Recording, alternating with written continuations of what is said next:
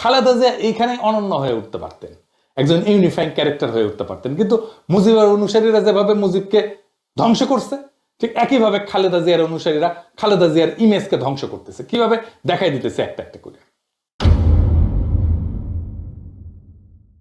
2024-এর 5ই আগস্টের পর বিএনপির সবসময় একটা খায়েশ ছিল খালেদা জিয়ার এই তুঙ্গস্পর্শী জনপ্রিয়তাকে ভোটের বাক্সের ভোটে রূপান্তরিত করবে।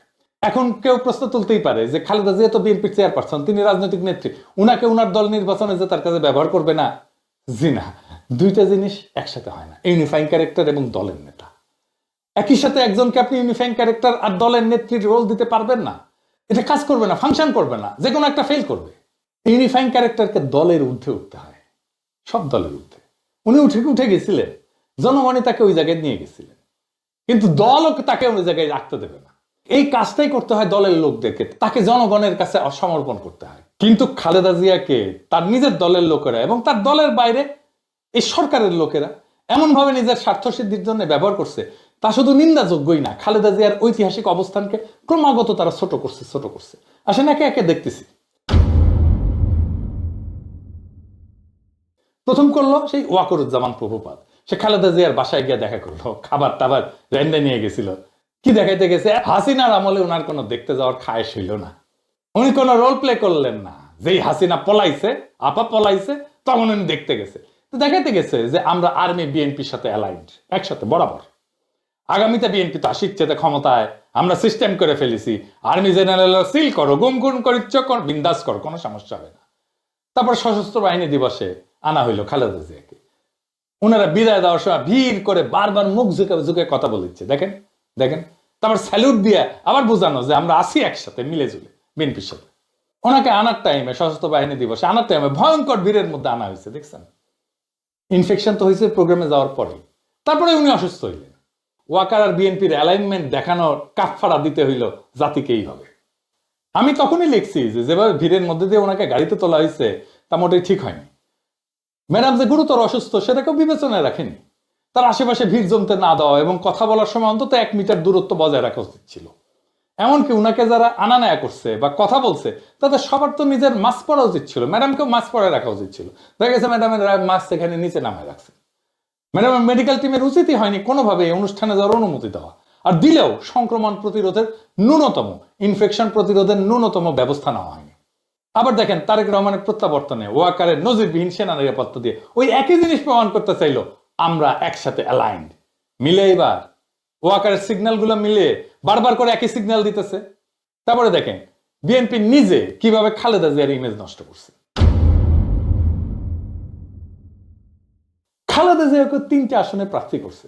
উনি গুরুতর অসুস্থ, অচেতন অবস্থায় হাসপাতালে, উনার হাতের টিপসই নিয়ে মনোনয়ন জমা দেওয়া হয়েছে। একজন মানুষকে তো সজ্ঞানে সচেতন সম্মতি দিতে হবে। এখন অচেতন বা ঘরের মধ্যে থাকা কোনো মানুষের হাতের টিপসই কি আমরা সচেতন সজ্ঞান সম্মতি বলতে পারি না তো। এই লেভেলে নামার তো দরকার ছিল না। সারা জীবন তো যন্ত্রণা দিচ্ছেন উনারে, ওনার কথা শুনেন নাই। আওয়ামী বিরোধী আন্দোলনে উনার দেয়া কর্মসূচিতে দলের স্থায়ী কমিটির সদস্য বাধা দিচ্ছেন আপনারাই। এখন উনারে অসুস্থ অবস্থায় জাতি যেখানে উনারে মাথায় তুলে রাখতেছে, উনারে আপনাদের মাটিতে নামায় আনতেই হবে যেন ভোটে জিততে পারেন। সি রে ননি সি।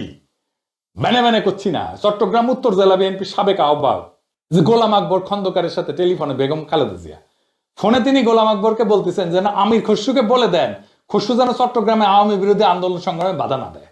আন্দোলন করছিল বর্তমানে চট্টগ্রামের মেয়র ডাক্তার শাহাদাত হোসেন। খসরু এই সমস্ত কাজে বাধা দিচ্ছিল ডাক্তার শাহাদাতকে। 11 বছর আগের টেলিফোন আলাপ। ফোন আলাপে খালেদা জিয়া আমির খসরুকে বহিষ্কারের হুমকিও দিছিলেন।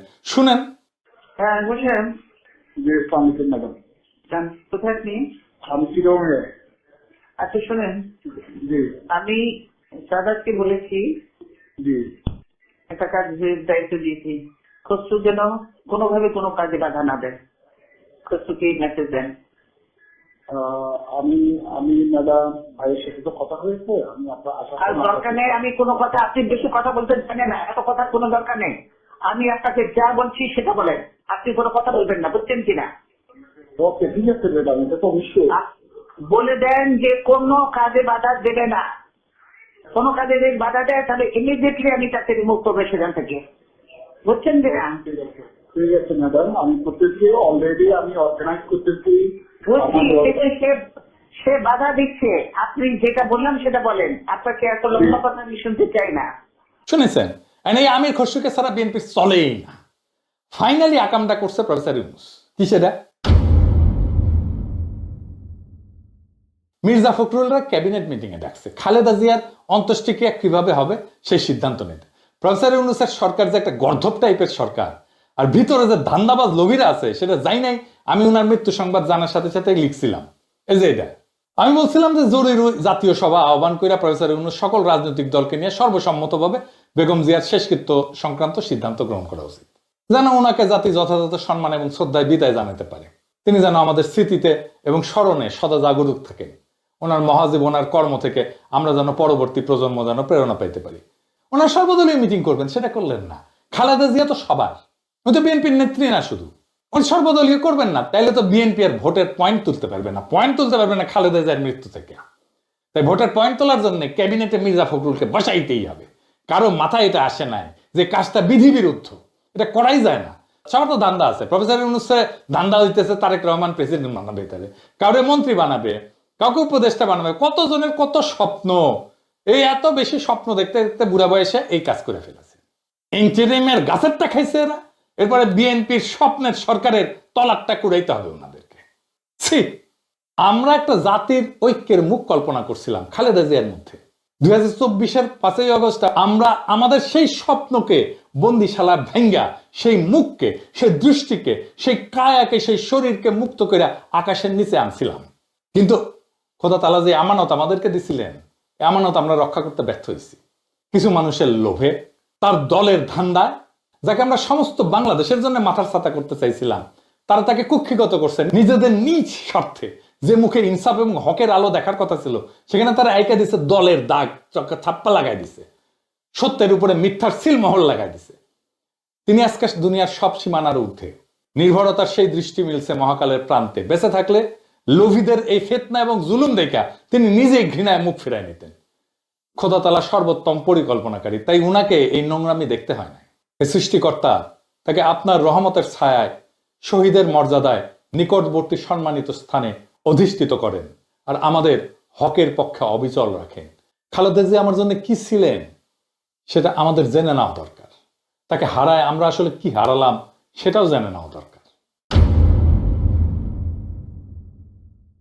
যে কোনো জাতির জীবনে কিছু ইউনিফাইং ক্যারেক্টার লাগে, যিনি পুরো জাতিকে একটা সুতায় বেঁধে ফেলতে পারেন। খালেদা জিয়া ছিলেন তেমনই একজন ইউনিফাইং ক্যারেক্টার। মৃত্যুর আগেও তাই ছিলেন। ইউনিফাইং ক্যারেক্টার আসলে কি, আর কেনই বা তাদের দরকার পড়ে? জাতি আসলে কোনো প্রাকৃতিক সত্তা না, এটা একটা কল্পিত নৈতিক কমিউনিটি। একটা জাতি বায়োলজিক্যালি বা ন্যাচারালি অস্তিত্বশীল না। জাতি হলো একটা ইমাজিন মরাল কমিউনিটি, কল্পিত একটা নৈতিক কমিউনিটি, যেখানে মানুষ বিশ্বাস করে আমরা একসাথে আছি, এক ভবিষ্যতের দিকে যাচ্ছি। এই বিশ্বাস নিজে নিজে টিকে থাকে না। এটার জন্য দরকার হয় একটা কেন্দ্রীয় নৈতিক রেফারেন্স পয়েন্ট, মরাল রেফারেন্স পয়েন্ট, সেন্ট্রাল, যেটা মানুষকে বলে দেয় যে কে আমরা, কেন আমরা একসাথে, কোন মূল্যে আমরা একসাথে থাকবো। এই রেফারেন্স পয়েন্টই হলো ইউনিফাইং ক্যারেক্টার। মানুষ খুব সাধারণভাবে রাজনীতি বোঝে, জাতি বোঝে, অ্যাবস্ট্রাক্ট রিজন দিয়ে না, এমবডিড মিনিং দিয়ে রাজনৈতিক আনুগত্য করে তোলে। সংবিধান, আইন, প্রতিষ্ঠান এগুলো বিমূর্ত, এগুলো অ্যাবস্ট্রাক্ট রিজন। কিন্তু মানুষ আসলে প্রশ্ন করে এই রাষ্ট্রের মুখ কে? এই জায়গায় ব্যক্তির আবির্ভাব অনিবার্য। এটারই বলে এমবডিড মিনিং। থমাস হবস খুব নির্মমভাবে বলছিলেন যে মানুষ কেওসের চাইতে অথরিটি পছন্দ করে, আর অথরিটি সবচেয়ে কার্যকর হয় যখন তা একটা দৃশ্যমান ব্যক্তির মধ্যে কেন্দ্রীভূত হয়। এই অথরিটিটা খালেদা জিয়ার মধ্যে কেন্দ্রীভূত হয়েছিল। তাই ইউনিফাইং ক্যারেক্টার হিসেবে ব্যক্তি আসলে মানুষের অস্তিত্বগত ভয় মোকাবেলার রাজনৈতিক উত্তর। কিং মানে বা রাজা এখন ইউরোপে আছে, এটাও রাষ্ট্রের প্রতীকী শরীর, এটাও unifying character, symbolic body of the state.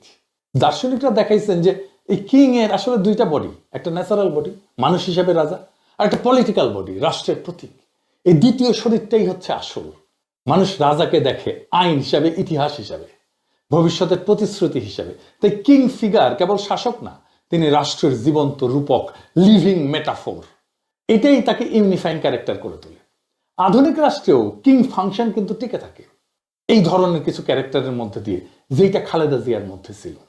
আধুনিক গণতন্ত্র তো মানুষকে বলে যে সবাই সমান, আইনি সর্বোচ্চ, কিন্তু বাস্তবে মানুষ অনুভব করে সিদ্ধান্ত জটিল, রাষ্ট্রকে বোঝা যায় না, ধরা যায় না, রাষ্ট্রের দায় বিভিন্ন জনের মধ্যে ছড়ায় থাকে, এমন ভাবে চিনতে পারে না কোনটা রাষ্ট্র, কে আসলে রাষ্ট্রকে রিপ্রেজেন্ট করে, এটার মোরাল সেন্টার, নৈতিক কেন্দ্র কোনটা, এটা অস্পষ্ট। এই শূন্যতা পূরণ করে একজন ব্যক্তি, ইউনিফাইং ক্যারেক্টার। তাই অনেক দেশে যেমন সুপ্রিম লিডার বলা হয়, অনেক দেশে তো জাতির পিতা বলা হয়। আসলে এই সমস্ত ধারণা, সুপ্রিম লিডার, জাতির পিতা, কিং বা এমনকি প্রেসিডেন্টও, এরা আসলে একই কাজ করে, যে একটা মরাল শর্টকাট তৈরি করে, রাষ্ট্রের মরাল সেন্টার হয়ে ওঠে। আপনি দেখেন খালেদা জিয়া খুব বেশি কথা বলতেন না, কিন্তু এই বিপ্লবের পরে বলছেন ফেব্রুয়ারিতে নির্বাচন হলে ভালো হয়, খুব সামান্য কথা, 2টা সেন্টেন্স, কেউ কোনো প্রশ্ন করে নাই। এটাই ইউনিফাইং ক্যারেক্টারের মরাল অথরিটি। আমাদের ইনস্টিটিউট দুর্বল, সামাজিক ভাঙন তীব্র, ইতিহাসের ক্ষত জীবিত এখনো। তাই বিমূর্ত আইন, নিয়ম, সংবিধান মানুষকে ধরে রাখতে পারবে না, পারে না। মানুষ চায় একজন থাকুক যাকে দেখা বলা যায় এটাই আমরা। হাদি বলছিল না, খালেদা জিয়াই বাংলাদেশ, খালেদা জিয়া হাসলে বাংলাদেশ আসে, খালেদা জিয়া কাঁদলে বাংলাদেশ কাঁদে। এটাই হইতেছে ইউনিফাইং ক্যারেক্টার। বেগম খালেদা জিয়া হচ্ছেন একটা প্যারালাল বাংলাদেশ। মানে বাংলাদেশ ভালো আছে কিনা এটা আপনি বেগম খালেদা জিয়ার দিকে তাকাইলে দেখবেন। বেগম খালেদা জিয়া যদি হাসে আপনি বুঝবেন বাংলাদেশ হাসে, তার চোখে পানি দেখলে দেখবেন যে বাংলাদেশ কাঁদে।